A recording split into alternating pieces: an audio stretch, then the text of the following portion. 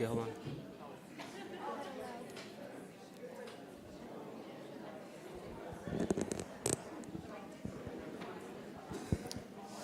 Let's just wait till they're all quiet and we'll start our events.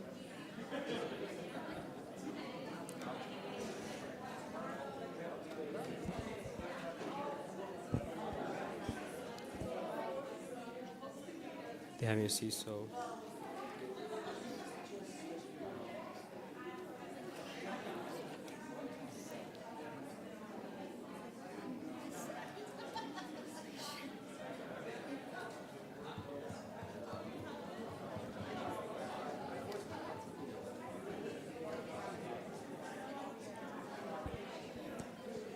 There's more seats on this side.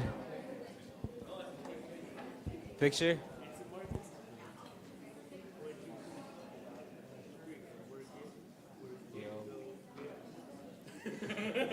Thanks. For sure.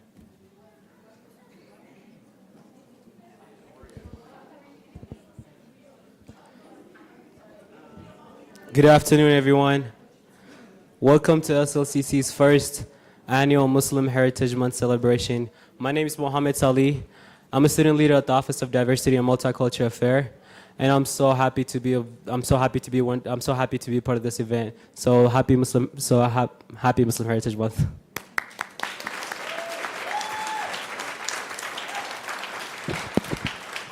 Hello, my name is Umme Haq. I'm also a student leader of the Office of Diversity and Multicultural Affairs. Thank you so much, and welcome to our first Muslim Heritage Month celebration at Salt Lake Community College.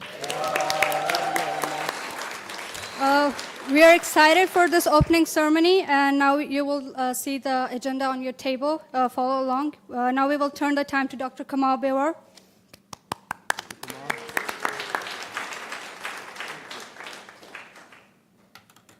Well, it took me a month to put this together. Welcome. It's great to have you here. It's an honor. Good afternoon. Welcome to Salt Lake Community College, and for the first Muslim Heritage Month. Muslim Heritage Month promotes and celebrates an understanding of Islamic and Muslim culture and rich history of our Muslim students, faculty, staff, and community members. This connects with our institution values of diversity, equity, and inclusion, and I'm honored to be part of this great program. Our institution and the work each of you do and contribute, especially being here and showing up, this means a lot to us. As a most of diverse institution, institution in the state of Utah, we all work to ensure our students, faculty, and staff feel sense of belonging.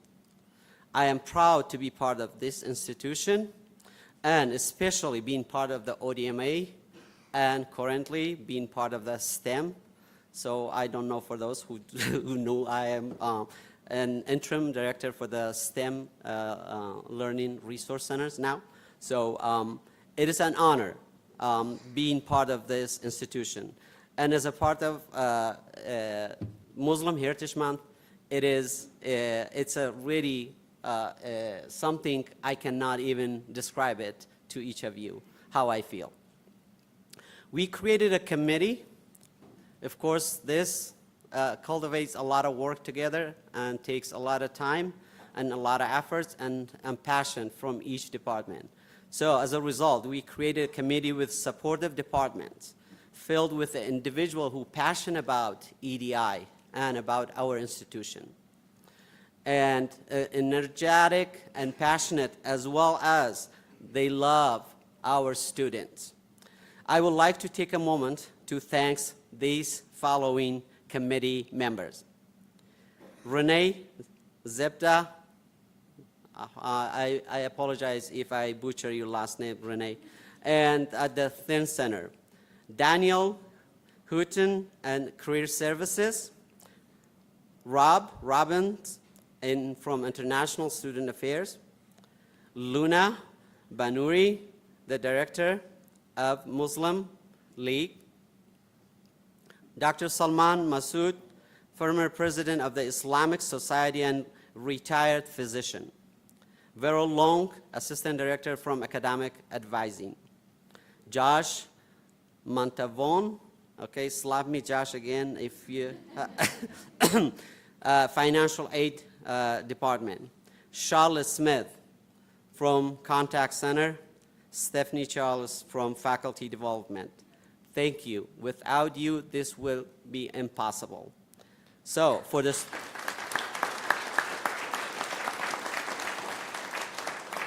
save the last for the best, student leaders.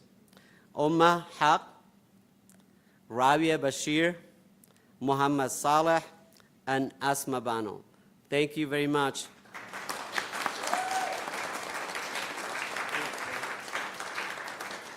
Now I would like to invite Dr. Havland to say a few words. That was very nice of her to agree, so thank you.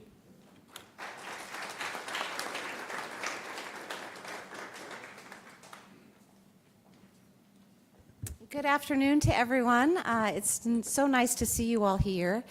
And a special thanks to Dr. Brewer and our student leaders who have worked diligently to put this together.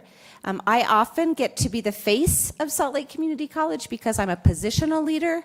But when you walk into a room like this and see the kind of organization and thoughtfulness that has been created by student leaders, you realize that leadership is everywhere at this institution. And I'm so proud to be able to just listen in and see the benefits of what our students can put together when they're passionate about something, when they have something of expertise to share.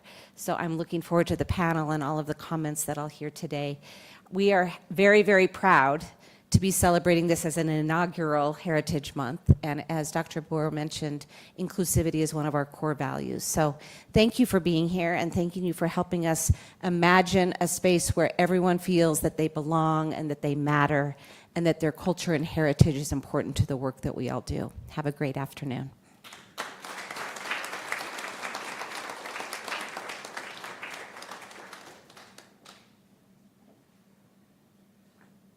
Next, we will have our Vice President, Dr. Pruzzi.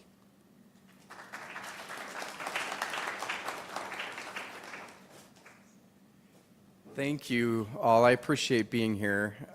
Thanks for allowing me to be part of the celebration as well.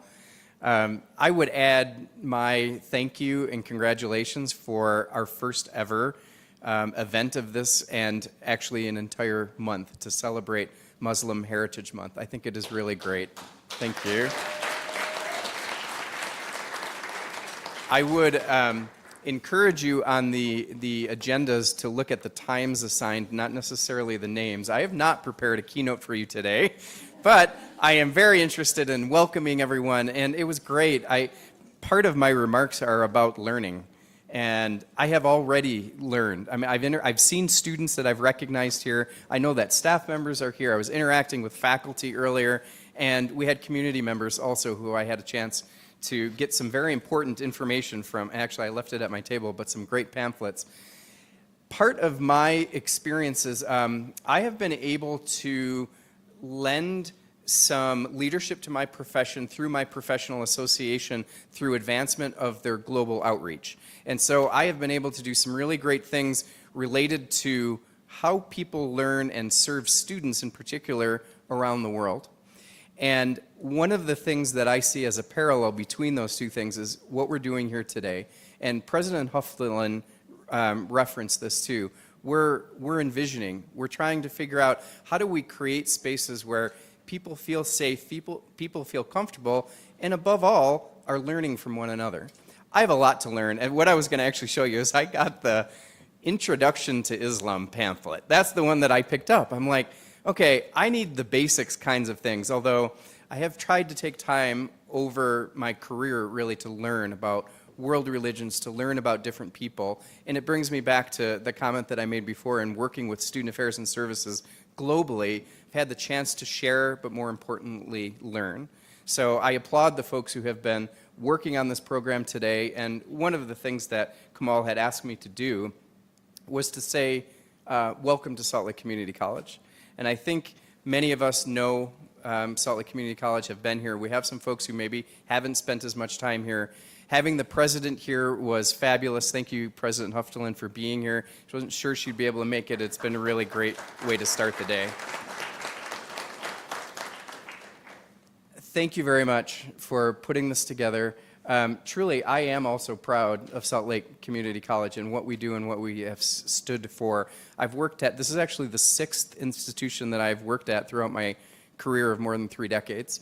And I am really impressed about what is happening at Salt Lake Community College. This is a really great place, and I hope you're as proud as I am to be a part of this community. Thank you. Have a great day.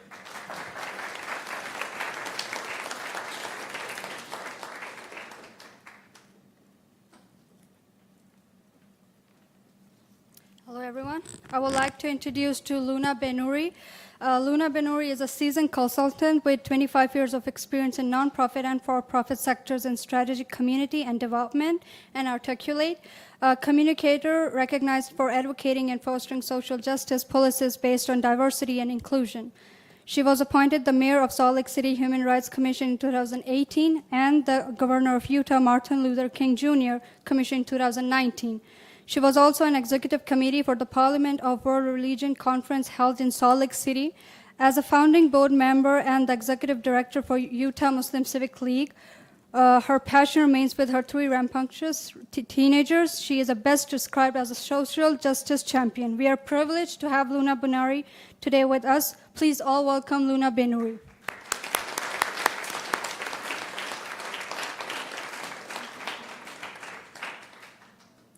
Thank you so much. Assalamu alaikum. Hello, everyone. Almost good afternoon. Yes, good afternoon.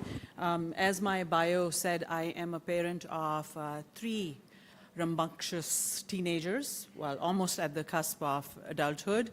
And having 3 kids in college basically means you eat grass, all of them together. So, you know, I'm just representing not only the Muslim color, but also, you know, just the fact that I'm eating a lot of grass these days. I do have the privilege of being here to explain the reason why July was marked as the Muslim Heritage Month. You know, there's a saying, where there's Coke, Coca-Cola, there's a Muslim. So we, all over the country, if you look at our entire footprint, we are almost everywhere. But some of the interesting facts about us are that we are the youngest faith group of any recognized faith in the country. We are also the most diverse faith. There is no one race that represents Muslims all across the country. You know, we are an array of colors, we are an array of languages, we are vibrant, we are very, very diverse. So having any sort of preconceived notion as to what a Muslim looks like or feels like. We have Muslims from the Navajo Nation to, you know, obviously Arab, South Asian, Asian, and so many more. I moved to Salt Lake City almost, now I think it's going to be almost a decade, and my experience in the beginning was very much seeing that the community here was so much more diverse from the town that I came from. The mosque was always represented by so many Muslims from all across the world. What I also found curious at that time was that women who were truly leading the mosques in doing the work that they do would still shy away from being in the front of, in the leadership positions. I think we have many women in the community who have done that work so well, and for that reason we did start a project by the name of, you know, recognizing these women's history. If you ever get a chance, maybe next year we can bring that exhibit to this celebration. I mean, when we talk about the national numbers and everything, I would like to give you a small snapshot of what Utah looks like in terms of Muslims. So we are right now quoting a number of 60,000 Muslims in state of Utah. But through COVID, I think every Muslim sitting here in this room, if you would ask them, probably knows 3 new people who have moved into the state of Utah. So I feel the numbers are increasing, and we are not really on top of keeping tabs as to how many. We do have 14 mosques all across the state. These mosques are built around different ethnic identities and languages. The first mosque was built right downtown around, is it 700? My directions still work on Chicago time. I can't get the grid right. So it was a Church of God that was acquired and converted into the mosque. And the first fully architectured mosque was built in West Valley. We do have the founder and the main, leading voice who was instrumental in getting this mosque up and running here. You will hear from him. And apart from that, there are, like I said, 14 mosques. We, in terms of population, right now make about 1.1% of Utah's state population. And just to put it in perspective, there is 15% Hispanic population, there is 1.2% black population, and I believe about close to 1.5 to 1.8 Pacific Islanders. So we do make significant amount of the diverse community. It is also my privilege to lead an organization which is the only Muslim advocacy organization in the state of Utah. As you would understand, with so many mosques and so many young population being present here, we need an outfit which can talk to policymakers to help them get educated around what does this community need, as well as also encouraging our own community to get involved with the democratic process in the state of Utah. Because as refugees and immigrants, we come from countries where our votes don't matter. So it takes a little getting used to understand that you do have a voice. So our work at Utah Muslim Civic League runs in both directions. We educate our policymakers and community, as well as we work with our own community in encouraging them to participate in various democratic values. Utah also is the second state in the country to recognize July as the American Muslim Heritage Month. And for this, I would ask for an applause for Governor Cox. I believe it was his own conviction of ensuring minorities being included in every aspect of the One Utah Way that he stepped up last year actually to make the proclamation. And it did come as a surprise to us, although we had been advocating and asking for it, but when it happened, it took us the entire month of July to come to terms with it. So, here we are in 2023 saying, oh, okay, July is our month and we will celebrate this. So thanks again to Dr. Kamal Bawer for really taking the lead in putting this event together. There is a bill up in the I want to say in Congress, which is asking for July to be marked as Muslim Heritage Month across the country. So I do really feel privileged that we are in Utah and we have been able to move forward and have our elected officials, take this initiative for us. Why July? So for me personally, I think one of my first experiences working on a lot of legislative work was our specific Bosnian community. They have their own mosque. Once again, we all know of the genocide that happened in Bosnia, and that did bring in a large community of refugees to the state of Utah. 2 years back, we were working with them where they asked for July 11th to be marked as the Remembrance Day for that genocide. As I was working with different elected officials, we were able to get a proclamation from the Governor Herbert at that time, as well as from our city mayor and our county mayor. And that basically set the tone for why we are asking July to be marked as a Muslim Heritage Month. We, stand in solidarity not only with our Bosnian community, but also with many other communities that are still being persecuted all across the world.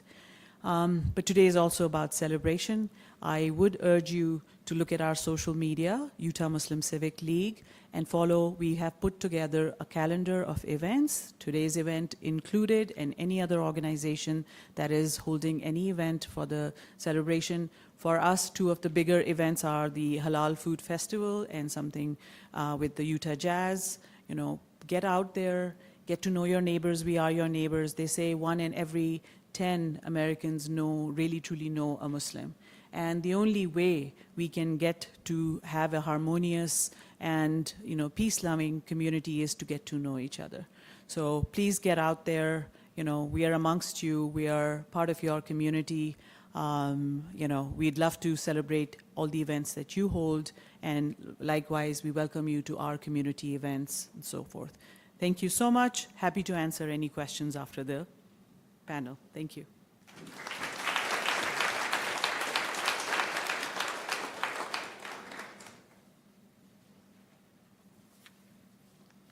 Thank you, Luna Banari. Thank you. Now I'm going to be introducing Dr. Salman Masood. Dr. Salman Masood is an academic anesthesiologist with over 40 years of experience, specialized in pediatric and cardiac practices. In addition to his impressive medical career, he has dedicated his time to several nonprofit organizations, contributing significant throughout voluntary service. Since 2000, Dr. Masood has served as a principal of Khadija Weekend Islamic School, demonstrating his commitment to education and fostering Islamic values. He has also held a prestigious position with the Islamic community, including serving as the former president of the Islamic Society of Great Salt Lake and as a trustee of the Islamic Society of Great Salt Lake since 2018. Furthermore, Dr. Masood has made a lasting impact as a former president of a Pakistani Association of Utah. His expertise leadership has earned him a position on the advisory council of the government of Utah. Dr. Masood has instrumental in providing essential anesthesia services for Mal-Hilal Free Hospital in Salt Lake City, showing his dedication to serving the community. And we are very, very lucky to have him here. So thank you, Dr. Masood.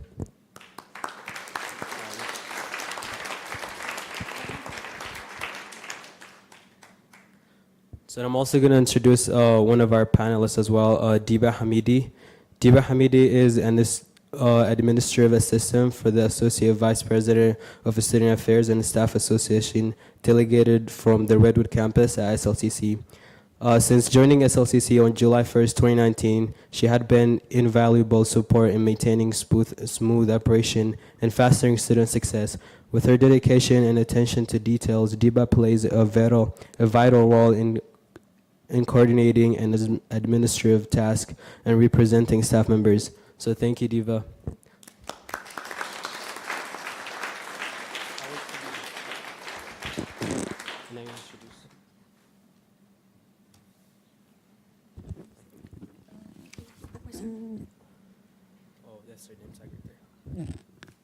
Now I would like to introduce Asma Bano. Asma Bano is from Pakistan. She's a current student at the Salt Lake Community College. This is her last semester here. She will be transferring to you. Currently, she is working on EMT, Emergency Medical Technician, and AEMT, Advanced Emergency Medical Technician. Please all welcome Asma Bano.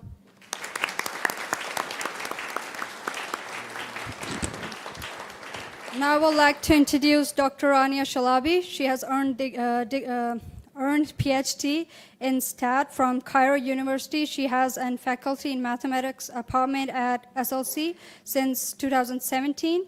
She was born and raised in Egypt. She moved to Utah with her husband and daughters. She is always eager to help those in her community and be a mentor for future leading generation. Please all welcome Dr. Rania Shalabi.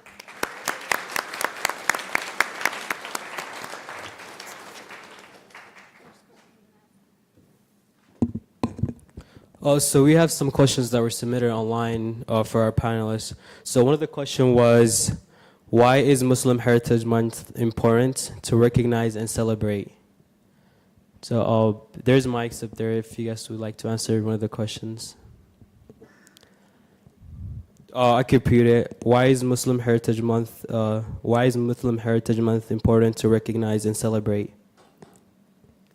I can answer that. Yeah, is it on? I think it's now on.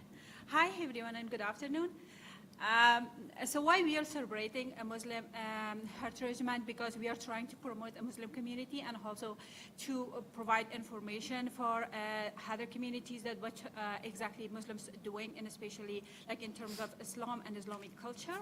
And why we are praying, like for example, why we are going mosque, what type of activities Muslims do during, and then during, especially we have Ramadan fasting. Most people doesn't have even idea of like why we are fasting or why we are wearing a scarf or this type of stuff. So we are trying to bring some awareness for all the other communities that providing like kind of information to why we are celebrating this month and Islamic culture with.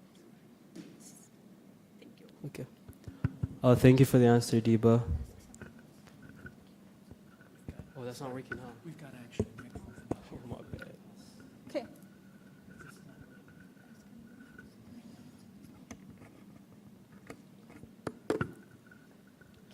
Thank you for this opportunity and very gracious introduction. Terms like inclusivity,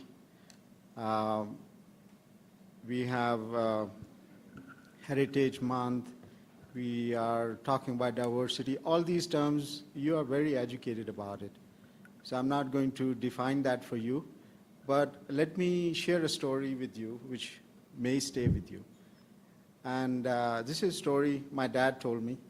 I grew up in Pakistan, and this is from circa 1930s.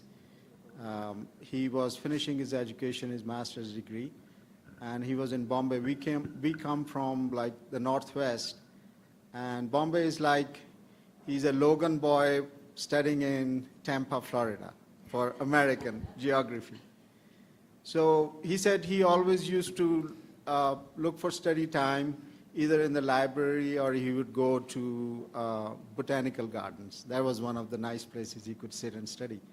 So he said, one day I was in the botanical garden and went early and I was sitting on a bench and I heard somebody sobbing.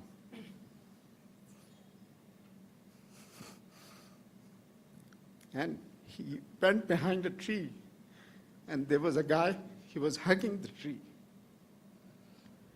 And he was talking to the tree. And he was saying to the tree, you are stuck like me here. And it was a pine tree. Pines are not common to Bombay. It's like, it's a different part of the country. And so my dad understood his language, so he brought him over, sat him down, asked him who he is, what is his circumstances. So he was a laborer. He had left home, his village, and he was working in Bombay as a common laborer. And whenever he had enough money, he would send home. And he hadn't been home in 20 years because there was always somebody sick, somebody was getting married. There was always reason for him to send that money, but he couldn't go. So he found comfort in that pine tree which belonged to where he was from. So this Heritage Month could be somebody's pine tree in this school, you see? And we are having this large number of people coming. 80 to 90% of new Americans are Muslim. We're coming from war-torn countries. And for you to acknowledge their heritage, to accept them, it makes this institution like a greenhouse. You tweak the humidity, the temperature, the nutrition, the moisture, and the plant does well. Each of your students is important, irrespective of where they come from. And I will close by this quote from Nelson Mandela, and he said beautifully, our world is not divided by race, color, gender, or religion. Our world is divided into wise people and fools. Fools divide themselves by race, color, gender, and religion. Thank you. Thank you, Dr. Masood. That was a great answer. Now we're going to have a second question. The second question is, what are some of the challenges and success experienced by Muslim students here at Salt Lake Community College? Hello, can you guys hear me? Okay, so being a student at SLIC, I feel like I can answer that very good. When I first started at SLIC, it was very overwhelming because I'm a first gen. I came from Pakistan when I was maybe in 7th grade, if I remember correctly. So it was very overwhelming to like having to come here and just, you know, get myself into this environment and just be like, okay, this is new, because I was never introduced to coming here and seeing all different type of things. I would wear my scarf, so I kind of felt out of place, and it took me a while to get myself to accept who I am, and I feel like that's what happens with a lot of students, not just Muslims, but from different backgrounds. Whenever they come, they just feel like they're not part of this community and stuff like that. So that's exactly how I felt, and coming here, I couldn't self-advocate for myself. I just had a very low self-esteem, and it all started with me going and joining pre-medical club. It was extra credit. I didn't plan on going. My teacher was like, I'll give you extra credit if you check out the STEM fairs. And I was like, okay. So I went there and I joined pre-medical club, and it kind of opened the door for me. I was like, okay, maybe I'm not alone. There's other students who feel the same way. And in finding out about imposter syndrome, I was like, oh wow, this is cool. I never knew about that either until I went to our undergraduate research and they talked about it and kind of shared their experience with how they felt with that. And then I was like, oh, that's something like I also, you know, do a lot and just don't believe in myself and just keep on saying that I'm not enough. Maybe this is not meant for me. And that's what I feel like a lot of students do. So I want to share that it's not, and I heard this quote too, it was like, it's not that things get easier, it's just that we get better at dealing with them. So I want to share that it never gets easier, but it's just the more time you spend with the community, the more you get involved, the more you learn, the more you watch people, how they stand up for themselves, how they self-advocate. I feel like self-advocacy is the first thing we need to learn as college students, because that will get us far. If you cannot stand up for yourself, talk for yourself, you know, share your thoughts, share your feelings, and just accept that you're here, you know, you're feeling scared maybe. And so once you start accepting that this is happening, you can then be like, okay, what can I do to make it better and stuff like that. So just keeping your mindset, you know, positive that things will change, people will recognize us. And this event is a huge thing, because in SLIC, I would look for events like that. You know, like, yeah, I was involved with pre-medical club. We did a lot of amazing things. I'm so thankful for that club, because I got to volunteer with organizations like Malihe Clinic, which also I heard that Dr. Suleiman works with. So it's so cool, amazing to me how you work with one place and then you find out that so many people are just part of that, and it's so amazing. So what I would say is that just believe in yourself. There is challenges, you are going to face them. Everyone's journeys is different, but just believing in yourself and being okay with what you feel and just turning that weakness into a strength will get you far. And it's not easy for any college student to coming into that and just being okay with accepting everything at once. Take it slow, take classes that you would enjoy, and just, you know, being accepting and just open to other people's thought and beliefs, and being who you are is what would help a lot in college. Thank you, Asma. Well, next question is, as SLCC seeks to be more inclusive, what are some of the needs or recommendations that could support our Muslim students and community? Assalamu alaikum. So first of all, I like to say that I'm so proud that I'm part of our faculty member of Salt Lake Community College and celebrate the Heritage Month too. When I first came here, I have some doubts and fears to see if the community here will accept us or not, especially I'm wearing a hijab, so it's very easy to recognize that I'm different, right?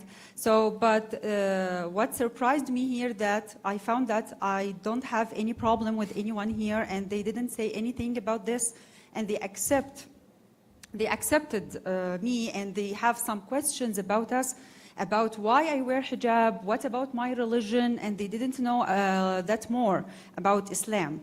So it's very fine, or sorry, I'm a little bit nervous. Okay, so it's really good for us to educate the others about our religion. So because they have some questions about why do you wear hijab, what do you eat? Because sometimes it was so hard to find like halal food, because we look for a specific kind of food, and it was hard to find even some stores to provide this kind of food. But right now we find even our food not at the East or like the Middle Eastern stores, just we can find it even at American stores. And they provide us like some specific brands with halal mark. It's labeled with halal, so it's fine to find something like this. And I think it will be fine for our community to have in ATLIC like some rooms to have our prayers, because we have to pray 5 times in the day, and we have to like follow our rules. So it's fine to have like some places like to so we can do our prayers. Also some to do like wudu. It's also good for, and it's like a seek for all of us as Muslims too. Also, it will be fine if we have like some stations for halal food. It will be very well also if it's provided here at SLC. I think you agree with me if you like agree on these seeks or something. I just want to add something. Yeah, we do not have place for halal food, but in terms of a prayer room, we have a small prayer room in the town center. That is a little bit challenges for a student, for employee, that when they are coming for prayer. And I sometimes when I stop by to go for prayer, so I see so many people in the line and sitting waiting for the room, because it's a small room. At the same time, it is just for all practice of different religions. And due to respect to our religions, I'm trying to be very, very careful of that, knock the door and see that who is there, and then okay, how long will it take to for another person. So this is a big challenge. Another I think another big challenge is that we do not have place, for prayer. So we are just looking forward that if college contribute and help us to have a specific room for men and women to have capacity of like 5 to 10 people to like be able to go and then have a prayer. That will be like everyone will be able to, that's time saving at the same time. This is something we are looking forward to hear from college, how they are contributing with us and how helping us. Thank you. Thank you, guys. Now we'll open questions to our audience. So if you guys have any questions for the panelists, I believe there's a microphone right there. So any students?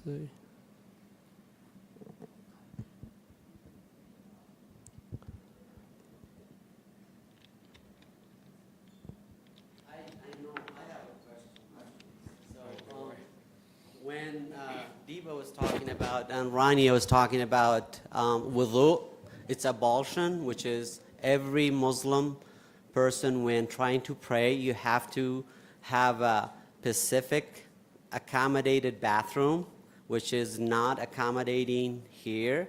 So that's what she was talking about.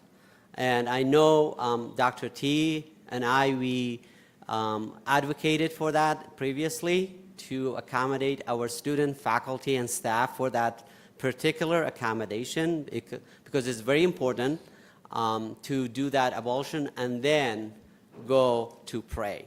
So this is something I just want to clarify. This has been done by University of Utah to accommodate their student and faculty staff member as a Muslim to use that type of bathroom to do that ablution and do a wudu and then pray. So that's something I want to clarify for each of you. So that way we know what they're talking about. So halal food is really, it's like a kosher, and we have advocated for that as well.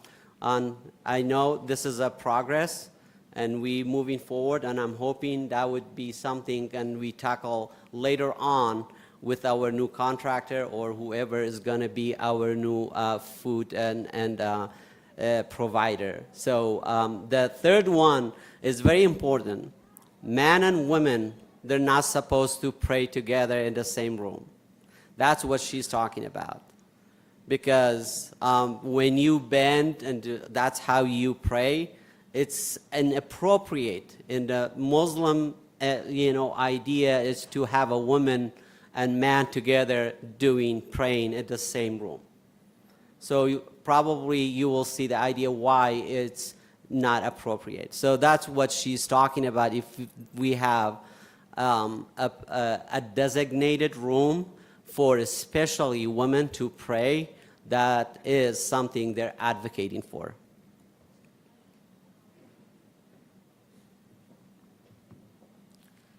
Now I would like to invite Dr. Ulysses T. He's our Director of Office of Diversity and Multicultural Affairs.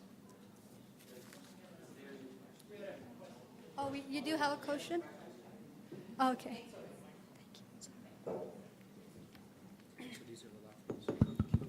Hello. Assalamu alaikum. Thank you all for your amazing panel. My question is for Dr. Rania Shalabi. And I'm just curious, as a Muslim woman wearing hijab, when you enter the classroom, do you feel, or maybe how do you feel, your identity presents itself or like lends a strength to your students in the classroom? Do you feel like your identity has an impact on Muslim students in your classroom? So actually, this is a good question. So like I mentioned, when I first came here, I thought that my hijab will be like a challenge for me, because it, as I told you, it's like very easy for you to recognize that I'm different. So I'm Muslims. So wearing a hijab or being Muslims in like this community or this country here, so it gives you like it's like a burden.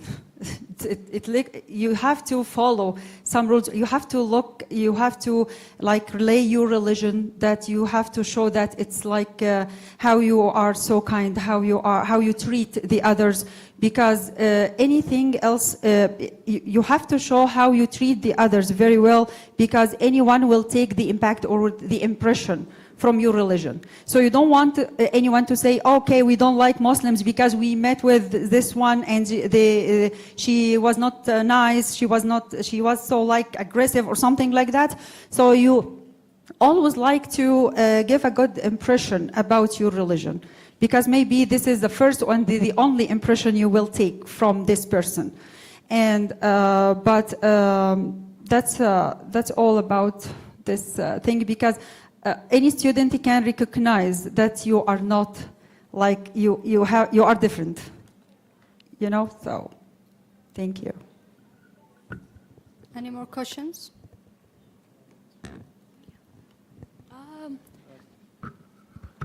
It's so short. You pray 5 times a day. Is there like a specific time in the day that you pray, or can you like do it like whenever you are free? Like, is there a schedule to the praying 5 times every day? We have a specific time for prayer. So it starts from Fajr. Fajr has specific time before sunrise. And it's going to be, so usually it starts, so right now it's like from 5 to 6, it's between something. And before sunrise, we have to offer prayer. And then the second prayer is at noon. That is usually from 12:30 to 3 p.m. We have specific time to offer prayer for Zuhr. We call it Zuhr. It's noon prayer. And we have another time, the third time it is called Hasr prayer. That is afternoon prayer that usually takes like from 5 to 7. It depends on the sun. It depends on the weather. Sometimes when like for example, during spring, we are offering praying in different time because the weather, we are seeing the sun, how sunset and how sun rays. So this is all about that timing we are sitting, and we have application based on that we track the timing. And then we have 4 time of prayer that it is, we call it, no, it's not. Maghrib prayer. So in Persian, we are calling different. So it is Maghrib prayer. And Maghrib prayer is, it is just after sunset. It is just almost when sunset, we start praying. And it's really soon. You have to almost 20 to 30 minutes to offer that. That is the shortest time. And then we have Isha prayer. That is started right now as weather is kind of light. So we offer it from 10:30 to 11:30. It's time to offer prayer for the 5 time. If I can take a quick minute to answer the previous question about identity. This is, as we grow, we gain identities. A child, a 2-year-old will identify his family. As he grows bigger, he has a school, he has a friend, he has a group. And then you go to college, you identify with a different group of people. You identify with your church, your place of worship. You have religious identities, then you qualify, graduate, you have professional identities. So all these things accumulate and, it tells you who this person's journey is. But look at it from a different perspective. I speak from my vantage point. I'm going to be 68 next month. So how does it serve me? When I started my job at University of Utah back in '96, I had a 3-page CV. By the time I retired, it was 15-page. Nobody has time to read that CV, so it became 1-page resume, right? And then from resume, that it will go to my headstone, which will be a 1-liner, which would basically say, "Here lies beloved father, brother, mother, sister." So what happened to, it doesn't say what is your net worth, what degrees or what papers you wrote, what books you published. So that is the end. If you look at it from that perspective, it's easy to identify and communicate with people if you are at that beloved stage. But meantime, people are continuing with their journeys. And the identities come with that journey. You need to acknowledge that this person's path may be different than mine. That's all there is. So let people have their journey according to as they experience that, travel. But know it very well, these identities don't help. Because if you look at from that vantage point, at the cemetery level, you identify people very differently and easily. Thank you.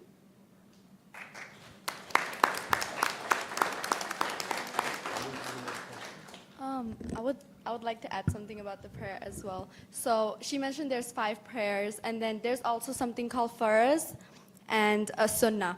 Sunnah is something that our Prophet used to do. It was not mandatory. It was just extra couple of rakahs that he would do. Rakahs are something that's like in our prayer. So there's different rakahs and different timing of the prayer. For example, the morning is short, it's just 2 and 2, and the afternoon is longer, so like 4, 4 and 2. So basically, we have Farz that we have to pray that is mandatory, and then Sunnah that we can pray if we want to because our Prophet used to pray it because of his love for our God, Allah. So that's basically, I just wanted to clarify that. And then another thing is if you're extremely, so there's no way you can miss your prayer unless you're very, very sick, or you're not able to pray it. So for example, if you're very sick, you can also pray in your bed with just your thoughts. And if you can't get up and do wudu, you can just say it with your intentions, because mostly what it is your intention. So even if you're praying and you're not really thinking that, you're not really saying it from your heart, you're just saying the words and okay, I'm done with prayer, that's it. That doesn't count as a prayer. That's just something you did for whatever. You have to actually pray from your heart for that to be accepted. And if you miss a prayer in a day, something happened, then you wake up the next day and you make it up in the same timing that you missed it. So for example, if you missed the morning prayer, then you wake up the next day, you make it up. And you only make up the 2 Farz that's mandatory, not the Sunnah that our Prophet used to pray. And so that's just a couple of differences. Also, I like to add that the woman should cover their body. So when it comes to pray, so even if you don't wear hijab in your regular day, you have to wear hijab during the prayer time, and you have to cover the whole body. So you can wear like abaya and a scarf, but the whole body should be covered except your face and your hands too. Any more questions?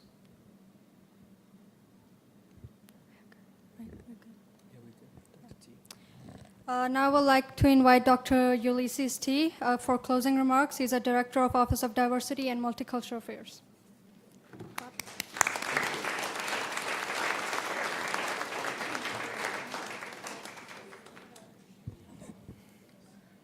Thank you. Thank you to you all in attendance. Thank you to our panelists, our awesome student leaders, our Muslim club, our Muslim student club, but most importantly, the committee that put this together. I want to share some words of motivation. I know this ain't a Pacific Islander heritage event, but there is a parable that came to mind as I was listening to our panelists. And the parable says, Si'i Be Gaiha. What that means is small but significant. So in the Pacific, many islands, small islands, but very significant into what they want to do in the world. Specifically with that, very similar to this event. Very small group, humble beginnings being the first event, but this is a very large, impactful thing that's going to serve this campus and the Muslim community that will look to Salt Lake Community College for better lives as they come here to put pieces together to add to their identities. So again, I just want to make sure that as we get motivated to understand that this is not just a small thing, but this is a very significant and impactful as we move forward to look to support our community here at Salt Lake Community College. The last thing I would like to share is a call to action. That oftentimes we may think of diversity, equity, and inclusion work, particularly on a college campus, as maybe something that's educational, maybe that's something brings awareness, but our call to action is let's be intentional with recognizing the work that our Muslim community adds to our society, the contributions. If we're intentional in that way, we will truly understand the experiences of our Muslim community members, not only at the college, but within the Salt Lake Valley. Again, I appreciate you all for being here, and let's continue the celebration. Thank you again.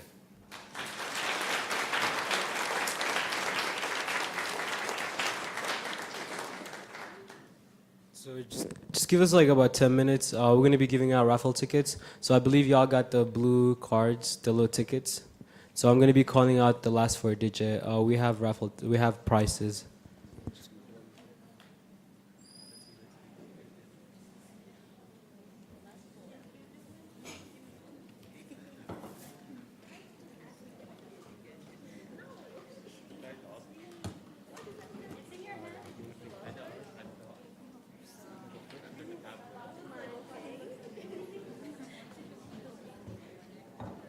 Can I get some drum rolls? All right, the last 4 digits is 0255. The last 4 digits. Oh, all right. Come here, Asma. So.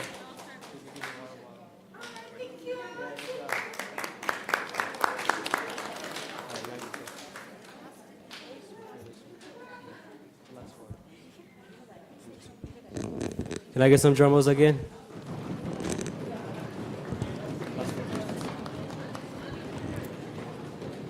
Okay, so it's 459. Okay. Should I repeat again? The last 4 digits is 454. So the last 3 digits are 459. Anyone with the 459? The last 3 digits? No? All right, we'll skip to the next one.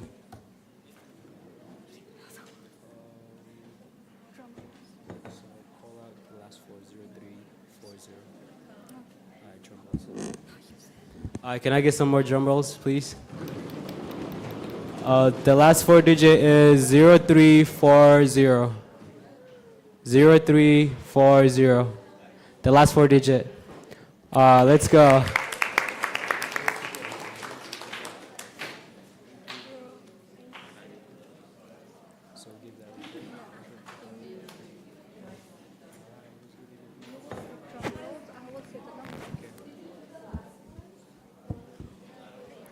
Which one? Give me 1 second. Was 9. Was it yours? You have it. Yeah. Okay. The last four digit? 4 digits or 3? 4, so like 0260. All right. The last four digit is. Oh, can I get drum rolls? 0260.